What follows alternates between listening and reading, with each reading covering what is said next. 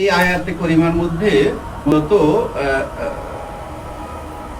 রাসূল সাল্লাল্লাহু আলাইহি সাল্লামের ওনার যে কার্যপরিধি সেটা ডিফাইন করা হচ্ছে। এটা খুব ইম্পর্টেন্ট একটা আয়াত, ডিফাইন করা হচ্ছে কিভাবে।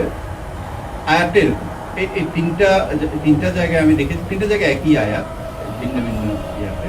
অন্যান্য নবীদের ক্ষেত্রে এটা একই আয়াত, অর্থাৎ নবী রাসূলদের এটা একটা কমন একটা ওনাদের যে কার্যপরিধি কি, তিনি নিরক্ষরদের মধ্যে থেকে একজন রাসূল প্রেরণ করেছেন,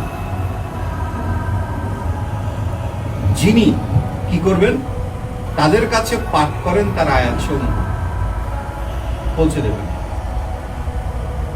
তাদেরকে পবিত্র করেন ভেতর থেকে, শিক্ষা দেন কিতাব এবং হিকমত।